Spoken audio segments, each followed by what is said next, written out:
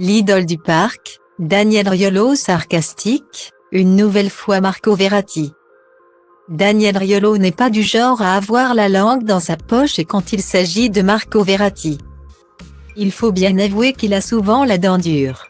Depuis l'arrivée du milieu de terrain italien au Paris Saint-Germain en 2012. Les compliments fusent en direction du natif de Pescara, mais a aujourd'hui 30 ans.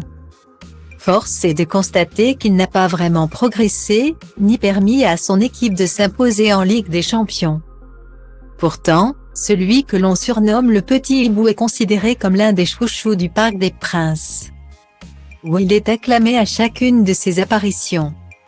S'il a beaucoup d'amour de la part des supporters parisiens, Marco Verratti a également quelques détracteurs et le compagnon de Géraldine Maillet en est l'un des plus fervents.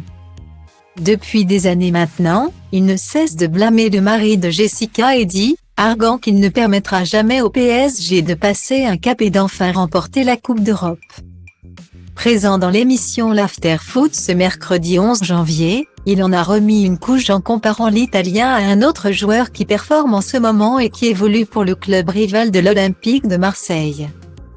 Valentin Rongier, il est meilleur que l'idole du parc, Marco Verratti, note de la rédaction.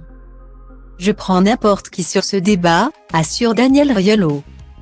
Style Diva place Holdé à 1 et à 1, 8 300 px, minimum et 250 px, at media screened, minimum 8 990 px, div.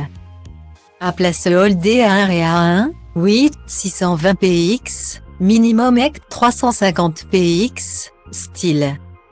Une attaque pleine de sarcasme de la part du journaliste de 52 ans, qui semble flatter l'ego de Marco Verratti, en le qualifiant d'idole du Parc des Princes, mais qui se montre finalement très dur à son encontre. L'idole du parc, il n'est même pas top 30 des meilleurs milieux au monde, tranche Daniel Riolo, qui ne va pas se faire que des amis avec cette nouvelle sortie très virulente. Particulièrement en forme en ce moment, le partenaire de Géraldine Maillet est sur tous les fronts. Il n'a d'ailleurs pas manqué de tailler un sacré costard à Noël Le Graët, actuellement au cœur du scandale qui touche la fédération de football. Ce gars-là se sent tellement intouchable, tellement omnipotent, tellement sûr de lui que c'est comme ça qu'il se comportait à la fédération avec ses salariés. Qu'il se comportait avec les femmes, a-t-il notamment déclaré à son égard. Ambiance.